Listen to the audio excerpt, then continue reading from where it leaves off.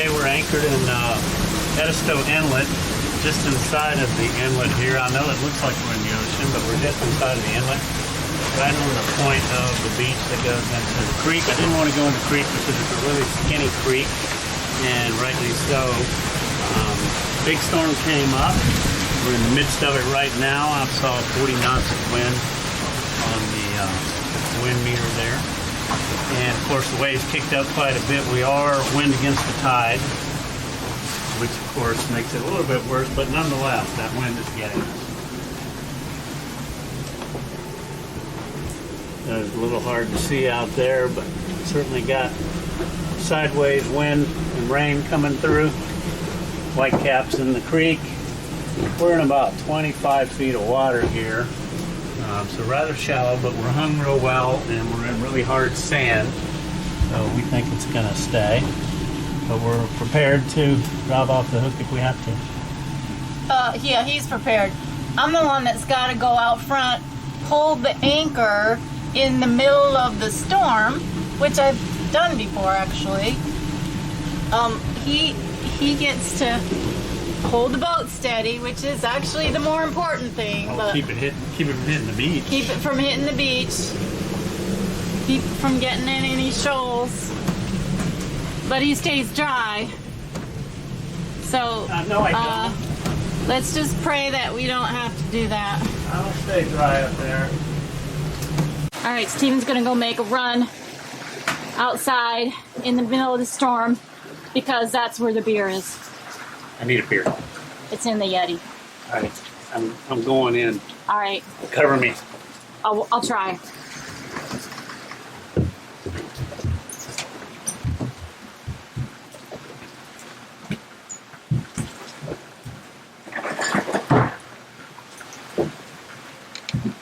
And he even latches it.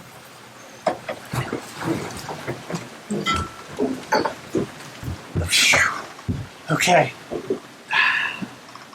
See the big swirl in the water.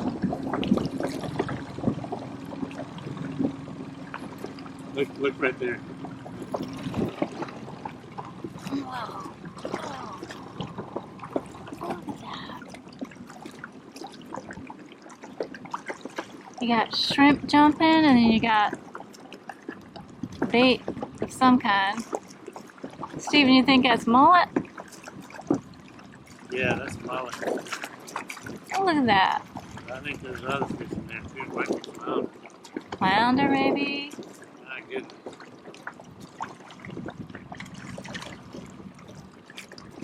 Look at it. Everywhere they swim, there's little bitty baby shrimp come up. See? So crazy. Oh my gosh.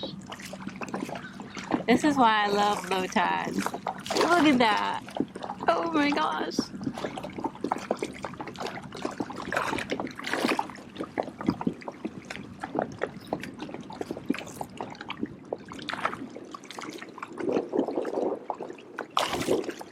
Where we are, Tidal Creek. Most of these docks you can only get in and out once in a while.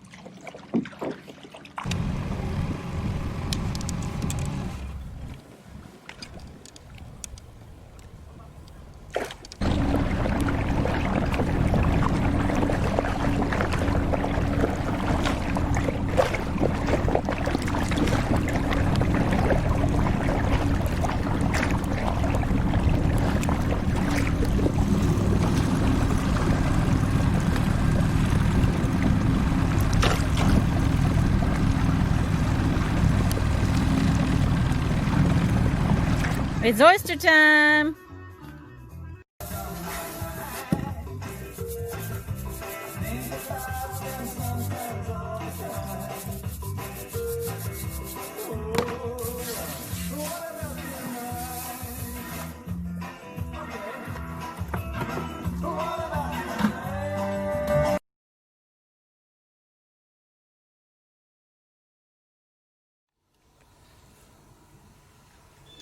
We are in Edisto State Park, and we're walking some of these trails. There's probably, I don't know, 10 miles or so of trails, and you can pick your length, but beautiful trails, and we're here in the fall, of course, so it's pretty nice temperature-wise. Only going to be 75 today, so it's really pretty. Yeah, really lovely maritime forest here, full of live oaks and palmettos, large southern pines as well.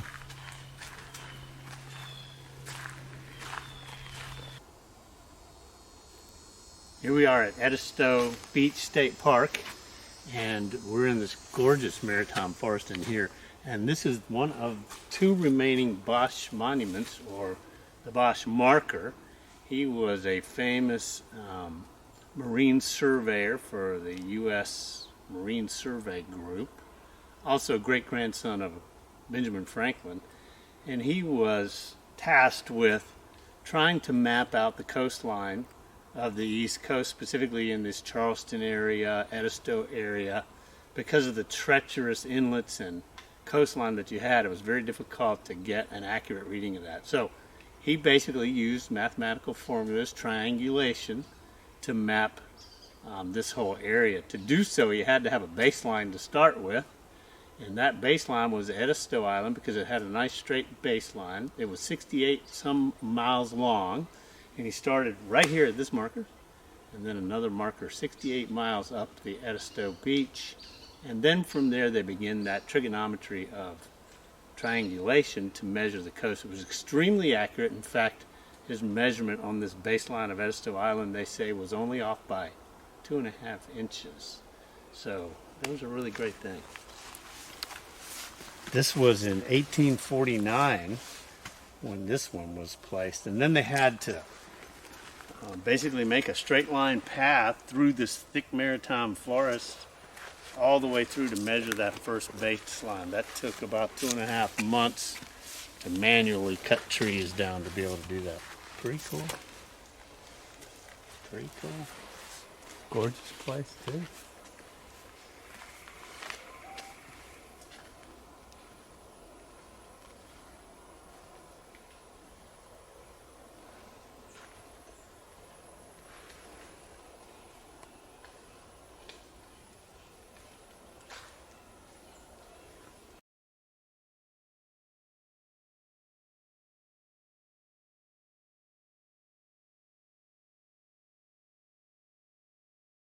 The whole Ace Basin is part of a national system that monitors water quality. So this is one of the sites, and in this PVC tube we have one of these. It's like a data sound that has probes on it. So it monitors water quality parameters every 15 minutes continuously. So this place especially gets really fouled. So there's lots of barnacle growth and things like that. So we have to come out here every 2 weeks to swap it, or else it'll get stuck in the tube. Yeah. So your job is to pull that tube, and then do you take it and replace it? Yeah, well, we pull the sand out of the tube, and then we brush it and put like a metal weight down to knock any barnacles off, and then we put the new sand in and take it out. Yep. And the objective of measuring the water is to see. So it's a long-term data set. So there's 29 different reserves everywhere, and then in each reserve. So we started this back in I think 2002 at this site. So just more long-term monitoring to see how it changes over time. And then we have 6 sites throughout the Ace Basin, so up and down the South Edisto River, from freshwater down to saltwater. Okay, great.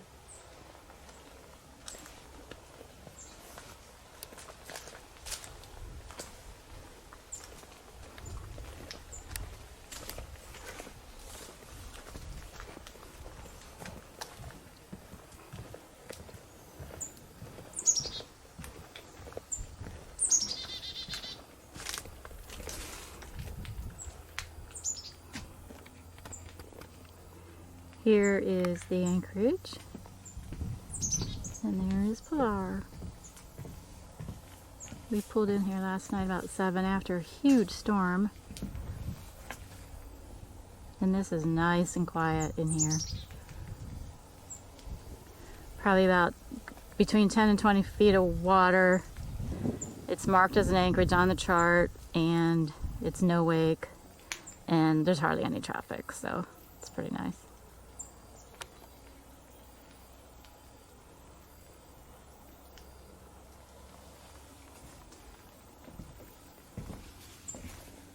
Beautiful marsh. No one else around but you.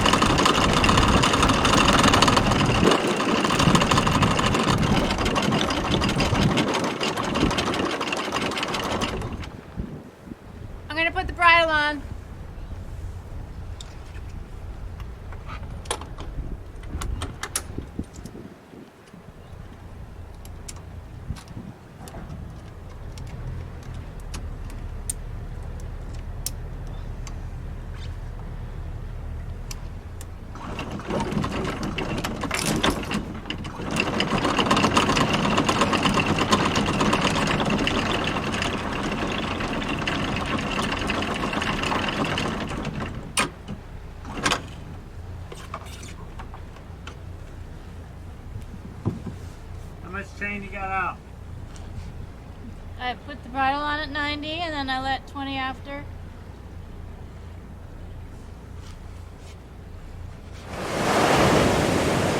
So Dawn wanted me to mention to you the science philosophy behind jetties. So here we are on Edisto Beach, and there's jetties all along this beach, a ton of them along the beach. They're here for the one reason of preventing erosion on the beach. Obviously you can see there's a really steep beach right here, so erosion occurs very, very regularly here. So they put these jetties out here. On the east coast there's a phenomenon called littoral drift. And the littoral drift basically is a drift of the ocean from the north to the south. So that drift occurs all the time, all the way up and down the east coast. So think about that. As the littoral drift is picking up the sand and moving it away from the beach down south, we're capturing it by putting these jetties out here. So if you look at this on this jetty, it picks up the sand on this side of the jetty, and as it moves down the ocean, because the jetty is there, it gets an eddy on the other side, and then the sand deposits over on this side. And you can really see that on this beach because of the shells. So if you look over here, there's hardly any shells at all on the north side of the jetty.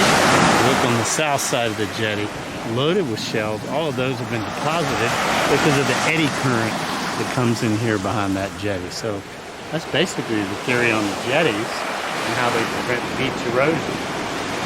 Sounds interesting.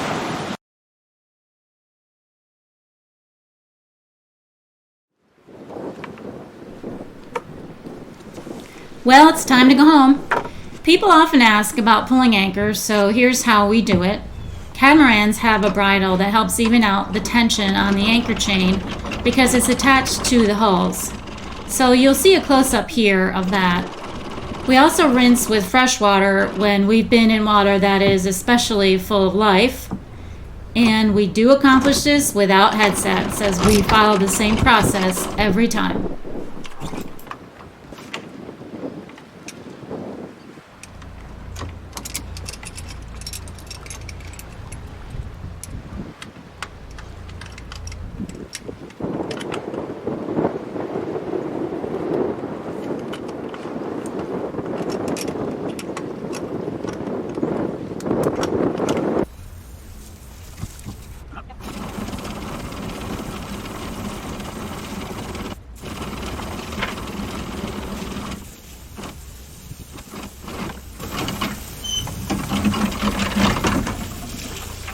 Anchor up!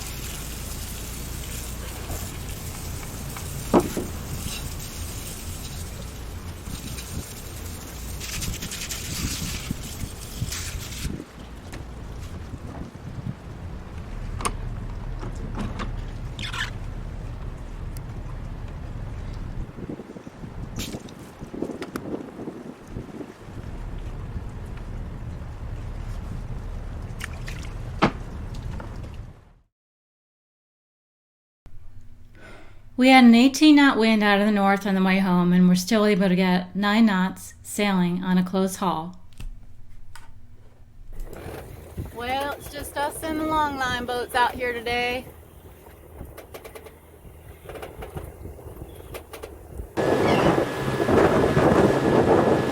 Well, look what's coming our way. I think it's a leopard. A leopard and a leopard.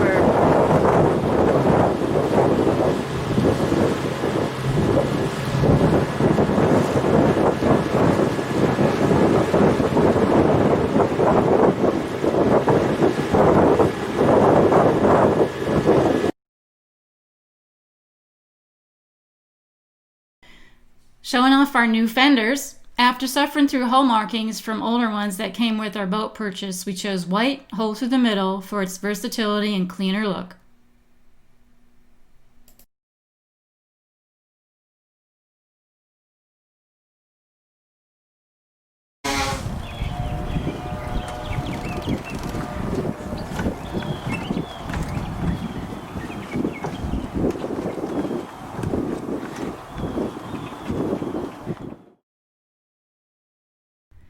We recently installed Easy Snap boat shades for our helm sunroof to keep the heat down. This allows us to still see through for sail and mast view.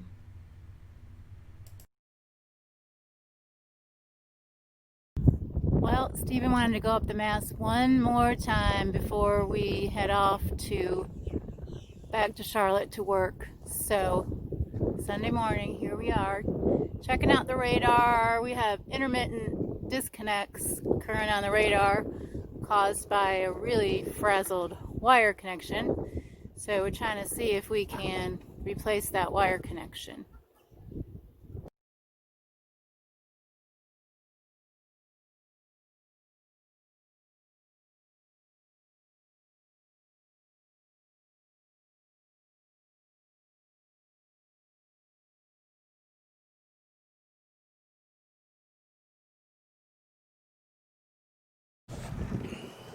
Putting our URL on the mast today and our YouTube logo.